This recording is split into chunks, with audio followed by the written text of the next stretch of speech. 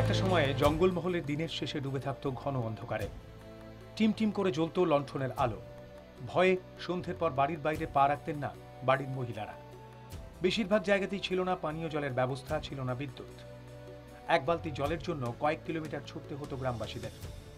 বন্ধ থাকত দোকানপাট। কিন্তু এখন সেই ছবিটা পুরোপুরি বদলেছে বলে গ্রামবাসীদের দাবি। শুধুমাত্র বিদ্যুৎই কিন্তু এই এলাকার আর্থসামাজিক এবং সামাজিক পরিবেশে যথেষ্ট উন্নতি হয়েছে।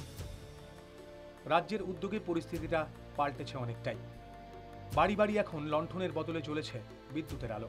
এর ফলে জঙ্গলমহলের আউলিয়া, শালুকা, জোরাম, ধরমপুর গ্রামে পানীয় জলের ব্যবস্থাও হয়েছে। রাতে বসছে বাজার, খোলা থাকছে দোকান। সন্ধেবেলায় গ্রামে চলে মহিলাদের দেদার আড্ডা, যা এক সময় তাদের কাছে ছিল স্বপ্ন।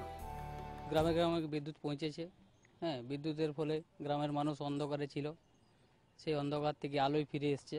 কারেন্ট আসার পরে খুব সুবিধা হয়েছে আর কি। এই কারেন্টের মাধ্যমে বোরিং হয়েছে, বোরিংয়ের দ্বারা এই আমাদের পুরো গ্রামটায় 5টা টাঙ্কি হয়েছে। সেই টাঙ্কির দ্বারা এখন আমাদের পানীয় জলের চাহিদা মিটে গেছে। গ্রামগুলিতে বিদ্যুৎ পৌঁছানোয় উন্নতি ঘটেছে কৃষিক্ষেত্রেও। হাসি ফুটেছে কৃষকদের মুখে। আগে বৃষ্টির জলে সারা বছর চাষ হতো না, এখন বিদ্যুৎ আসার ফলে ডিপ টিউবওয়েল হওয়ার জন্য আমরা চাষ করতে সুবিধা পেয়েছি আর কি। সর্বত্র কি আমাদের এই মাটলে হয়েছে, প্রচুর মাটলে হয়েছে, গোটা সাথে হয়েছে। গ্রামীণ বিদ্যুতায়নের ফলে সারা বিশ্ব আজ মানুষের হাতের মুঠোয়।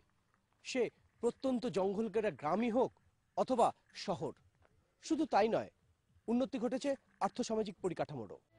রাজ্যের তথ্য অনুযায়ী 25,69,062টি বিপিএল তালিকাভুক্ত গ্রামীণ পরিবার এবং 11,93,086টি এপিএল তালিকাভুক্ত গ্রামীণ পরিবারে বিদ্যুৎ পৌঁছে দিয়েছে রাজ্য।